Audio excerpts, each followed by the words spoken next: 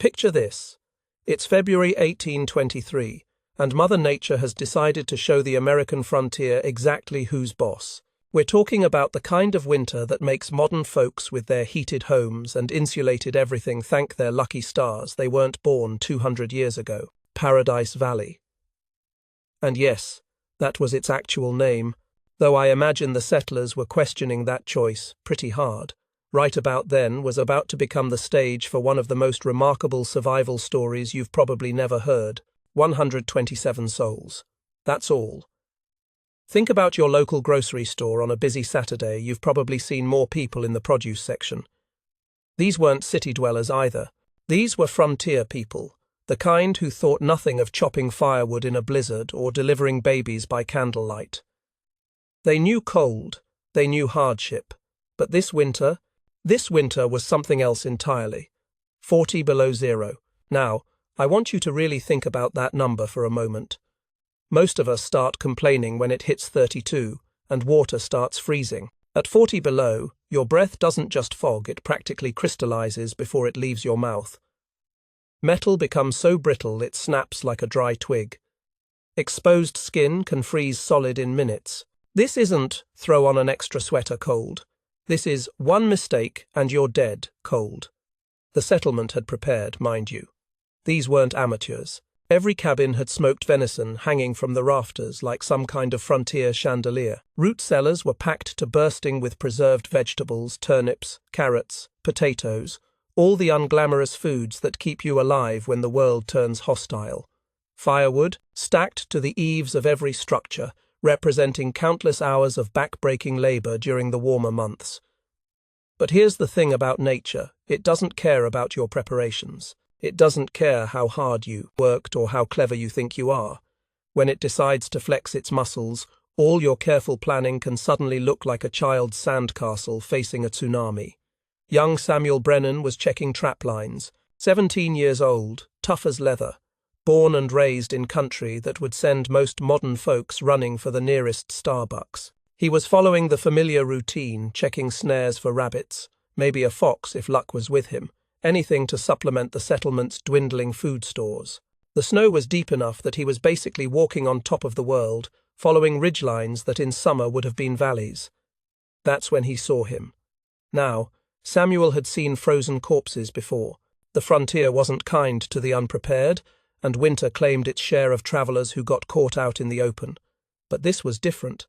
This thing, and I say thing because it barely looked human, was moving, stumbling through snowdrifts that would have swallowed a buff or a horse, leaving a trail that looked like something massive had been dragged across the landscape. Jedediah Coulter had been alone in the wilderness for 47 days. 47.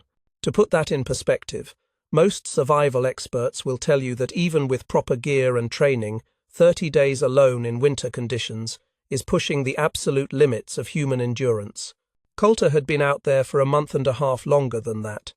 The avalanche that started his ordeal had struck without warning on December 1st. Picture the Morrison expedition, 8 experienced mountain men heading deeper into uncharted territory, loaded down with trade goods and winter supplies. These weren't greenhorns.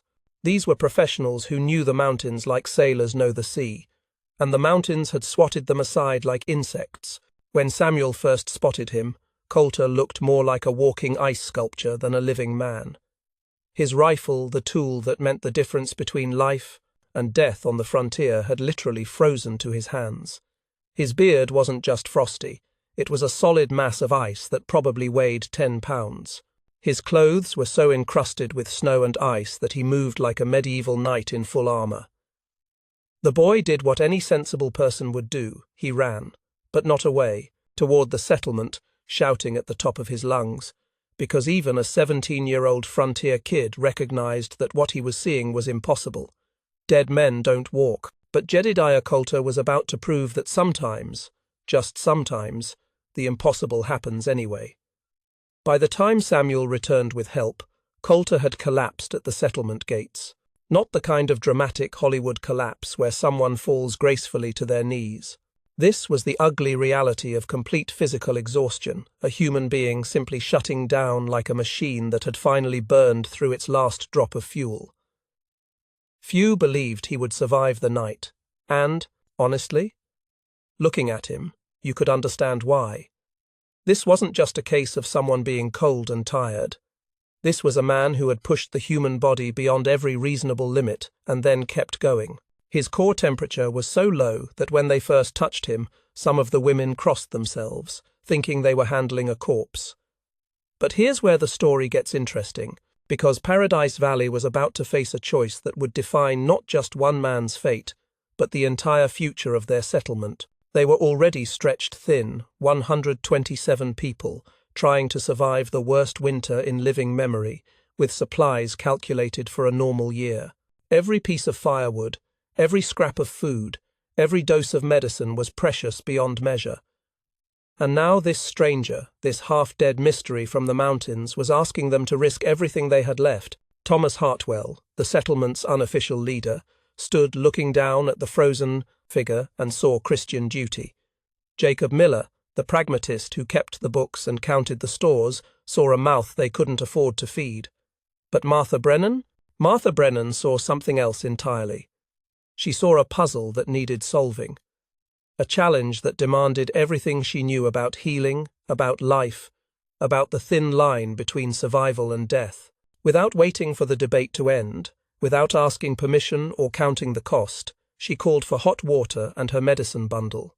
What Martha Brennan didn't know, what none of them knew, was that saving Jedediah Coulter would unleash forces that would transform Paradise Valley from an isolated frontier settlement into something that would echo through history. But first, they had to keep him alive through the night. What happened next in Paradise Valley wasn't just about saving one man's life, it was about humanity's eternal war against death itself. And Martha Brennan? She was about to become the general in that fight. Think about the healing knowledge that Martha carried in her mind and hands. This wasn't just frontier folk medicine we're talking about. This was 3 generations of accumulated wisdom, passed down like precious heirlooms from grandmother to mother to daughter. Her grandmother had learned Cherokee remedies in the Carolina mountains, how to extract willow bark's pain-killing properties, which roots could fight infection, what combinations of herbs could bring down deadly fevers. Her mother had carried Scottish Highland treatments across the ocean, ancient knowledge about poultices and tinctures that had kept clan warriors alive through battles that make modern action movies look tame. But Martha herself, she'd spent 20 years on the American frontier, where you either learned to improvise with what nature provided, or you buried a lot of friends. She'd delivered babies in blizzards, set bones with nothing but wooden splints and determination, and fought diseases that would have baffled city doctors with their fancy medical colleges. Now, all of that knowledge was about to face its ultimate test. The entire settlement mobilized like they were preparing for siege warfare, and in a way, they were with death itself laying siege to Jedediah Coulter's failing body.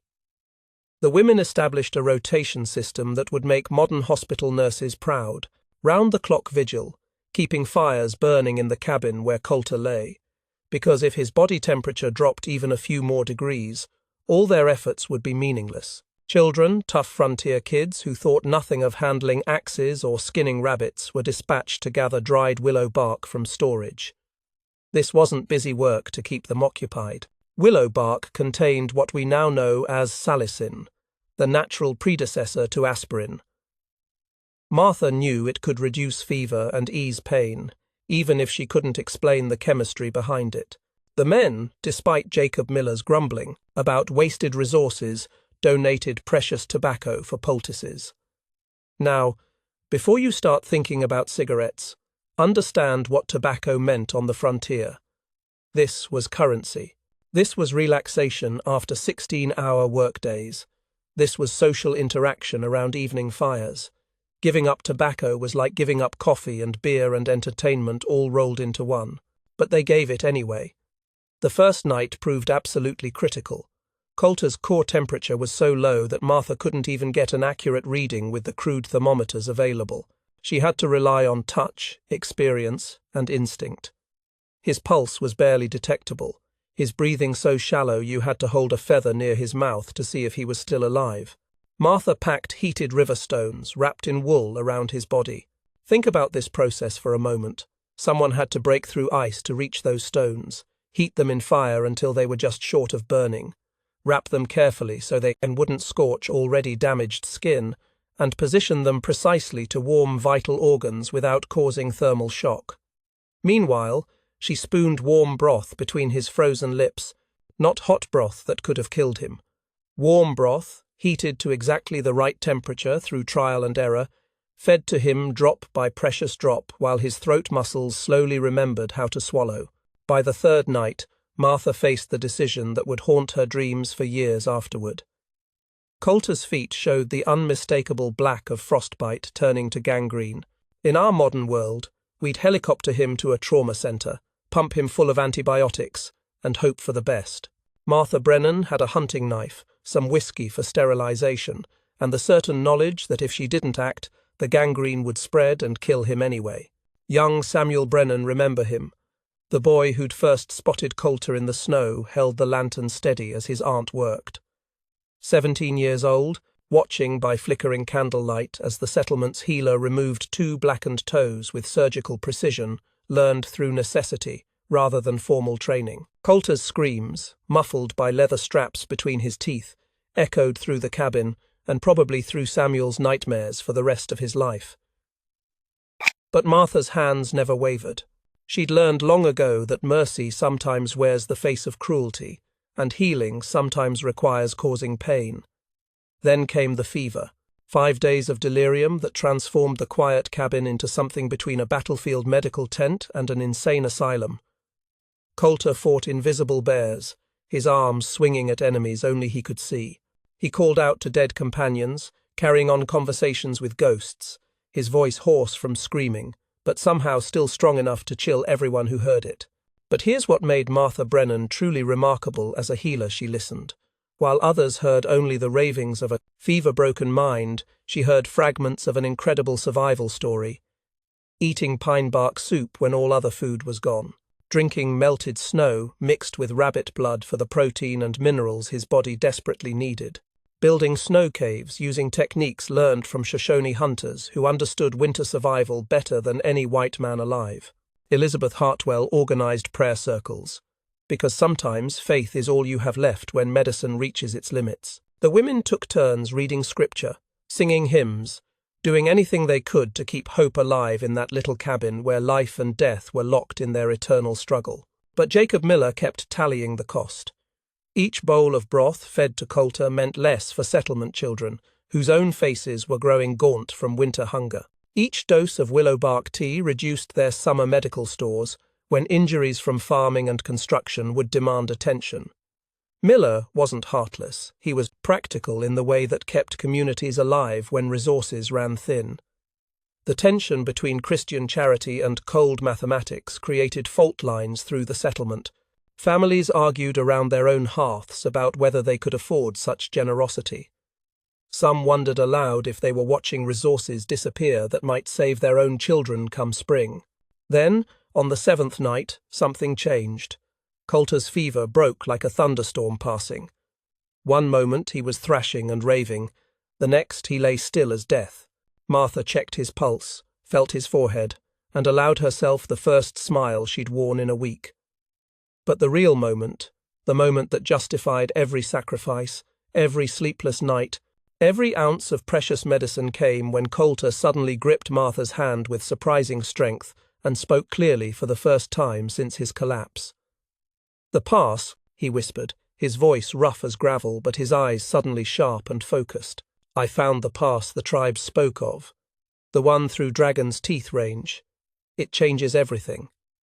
Martha Brennan had saved more than a man's life. She'd saved a secret that would transform their isolated settlement into something none of them could have imagined. But first, they needed to hear the full story of how Jedediah Coulter had survived 47 days in hell and lived to tell about it. As strength flowed back into Jedediah Coulter's limbs, like water returning to a drought-stricken creek, Paradise Valley's evening gatherings transformed into something extraordinary.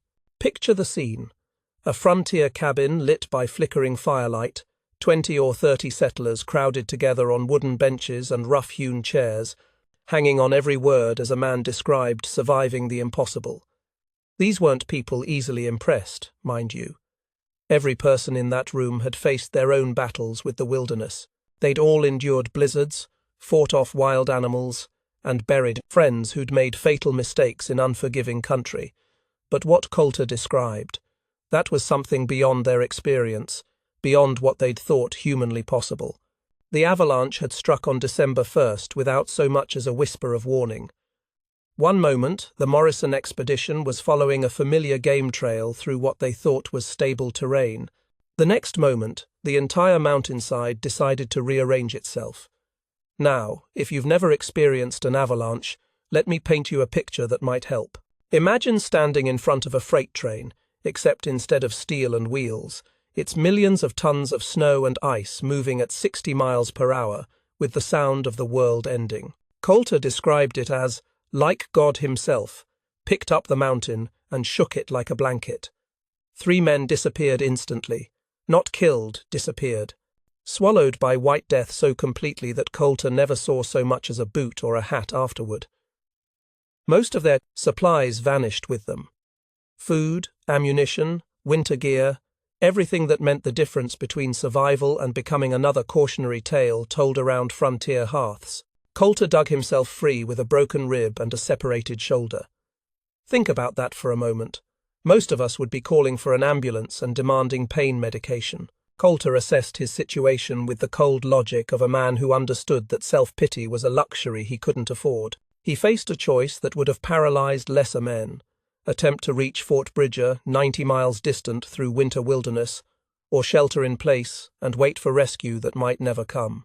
90 miles doesn't sound like much until you consider that he'd be traveling through snow deeper than a man's head, in temperatures that could kill in minutes, with no proper gear, and a body already damaged by the avalanche.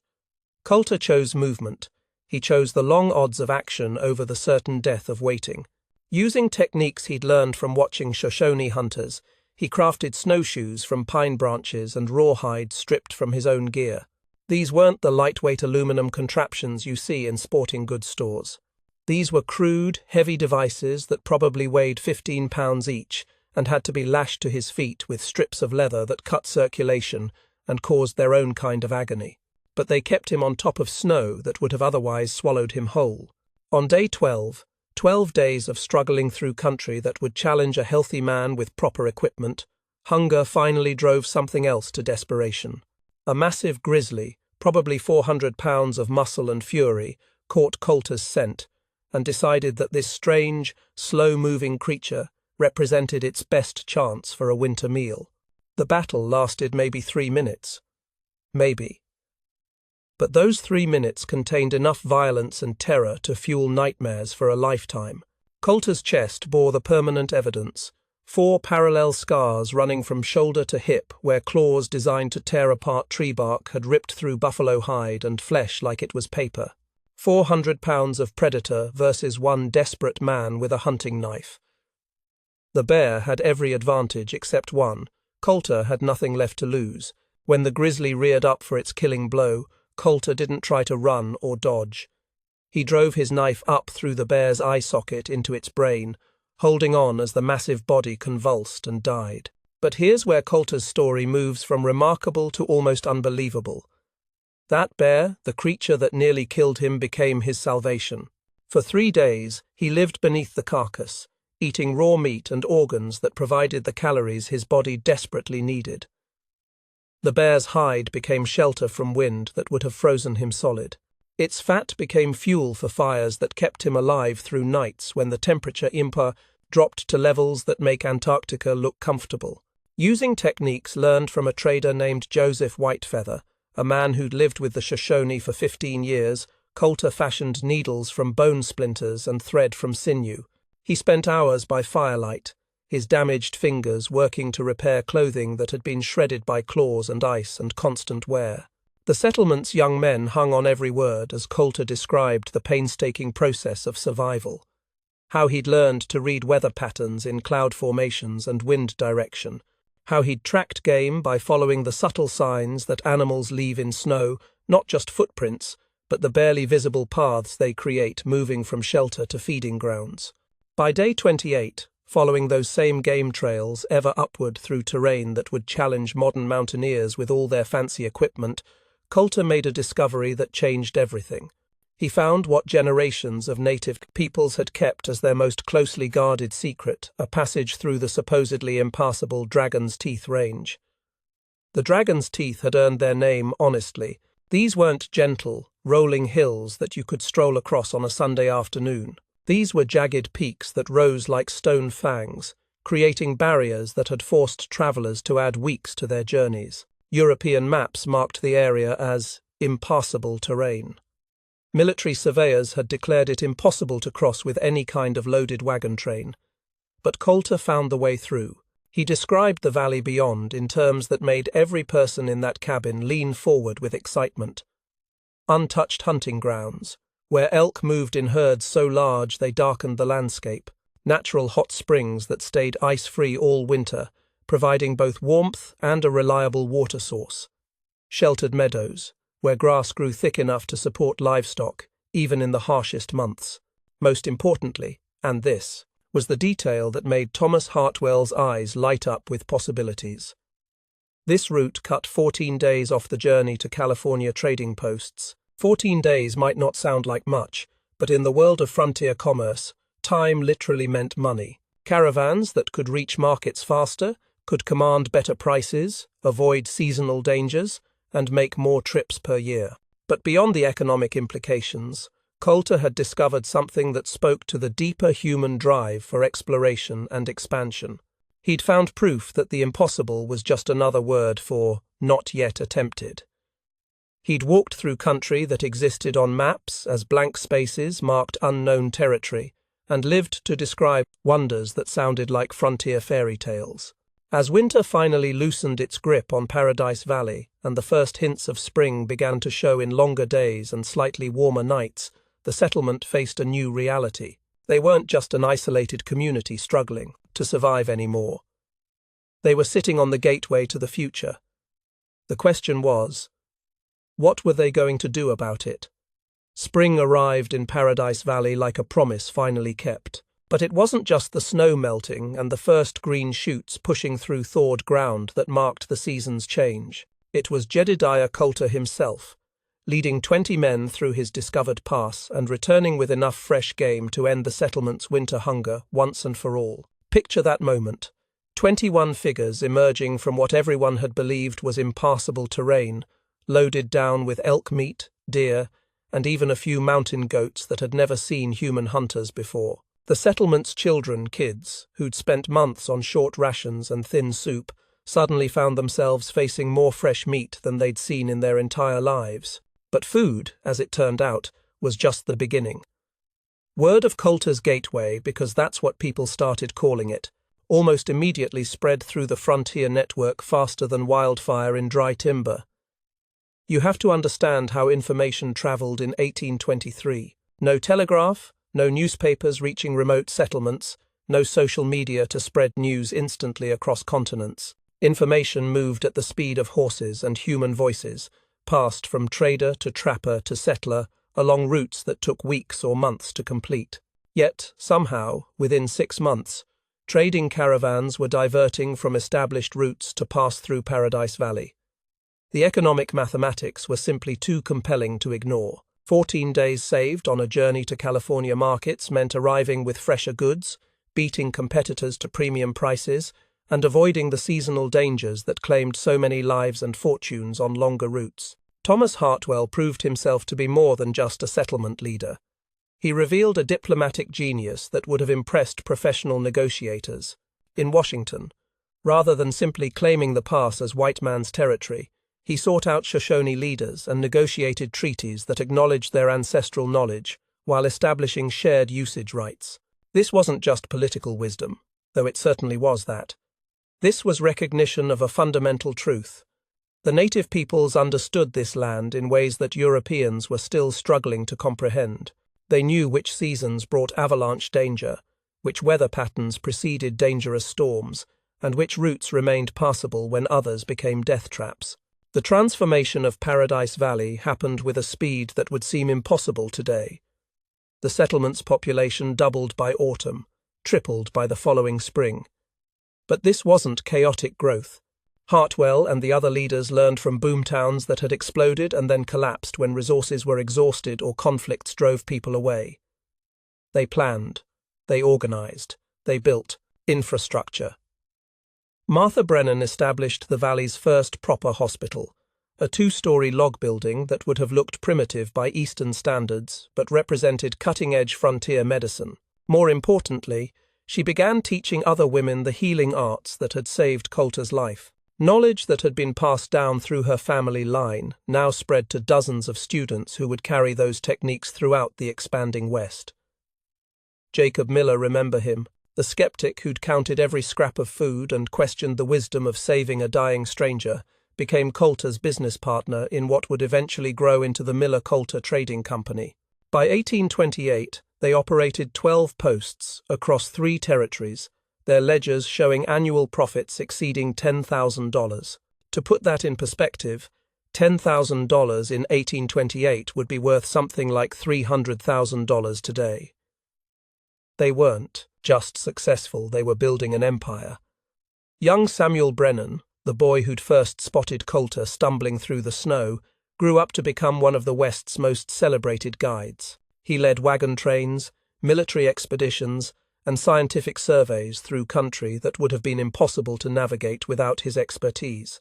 And he always carried willow bark tea in his pack, in honor of his aunt's wisdom and the night she'd saved a dying man who changed everything. The economic transformation proved staggering even by frontier standards, where fortunes could be made or lost in a single season. Land that had been essentially worthless, too remote to farm, too dangerous to develop, suddenly increased in value 30-fold. Trading post ledgers that had recorded dozens of dollars in annual transactions were now tracking thousands. By 1830, Paradise Valley had gained territorial capital status. Think about that progression. From an isolated, the settlement of 127 souls, struggling through the worst winter in memory, to the political center of an entire territory in just 7 years. It's the kind of growth curve that modern Silicon Valley entrepreneurs would recognize and envy. But Jedediah Coulter himself remained restless. Success and civilization seemed to make him uncomfortable in ways that 47 days alone in the wilderness never had. He'd married Elizabeth Hartwell's daughter Sarah, and their 3 children carried his name and his stories. But the mountains always called. You could see it in his eyes during town meetings or social gatherings. While other men talked about trade agreements and infrastructure development, Coulter's gaze would drift toward the peaks that surrounded their valley. He'd contributed to maps that opened up thousands of square miles of previously unknown territory, but there were always more ridgelines to cross, more valleys to explore. In winter of 1843, aged 67, and probably old beyond his years from the hardships he'd endured, Coulter announced his intention to make one last look at the high country, his family argued. The townspeople who owed their prosperity to his discoveries tried to talk him out of it. Martha Brennan, now in her 70s but still the valley's most respected healer, warned him about winter travel at his age. Coulter listened politely to all their concerns, then packed his gear and headed into the mountains he'd never stopped loving. A March blizzard caught him near the same peaks where his legend had begun 20 years earlier. The searchers who found his body also discovered his final gift to the frontier. A detailed journal containing maps of 17 previously unknown passes through country that had been marked unexplored on every official survey. Paradise Valley, now a thriving city of 8,000 souls with electric streetlights and a railroad connection to the outside world, declared a day of mourning. Businesses closed, schools dismissed their students.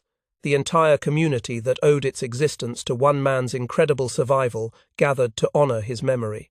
But in the taverns and trading posts, around campfires and family hearths, Jedediah Coulter's story lived on. And here's the fascinating thing about frontier legends: they grew with each telling. Details were embellished, impossible feats became even more impossible, and the man himself transformed from a remarkable human being into something approaching mythology. Yet somehow, no matter how wild the stories became, they never quite matched the remarkable truth of what actually happened.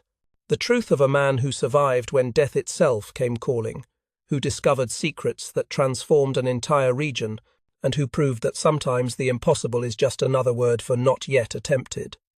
Martha Brennan had saved more than a man's life that terrible winter night in 1823. She'd saved the key to the future, though she could never have known it at the time. The willow bark tea, the heated stones, the careful nursing through fever and delirium, all of it had preserved not just Jedediah Coulter, but the knowledge that would build an empire from winter's ashes. And that, perhaps, is the most remarkable part of this entire story. How a simple act of frontier charity, a healer's refusal to let death win, ended up changing the course of Western expansion in ways that echo through history even today. Sometimes salvation comes in the most unexpected packages. Sometimes a half-frozen stranger stumbling through the snow carries the future in his frost-bitten hands. And sometimes the difference between a footnote in history and a legend that endures for generations comes down to one person willing to say, "Not on my watch. Not today." Martha Brennan said those words through her actions on a bitter February night, Paradise Valley. And everything that grew from it stands as her monument.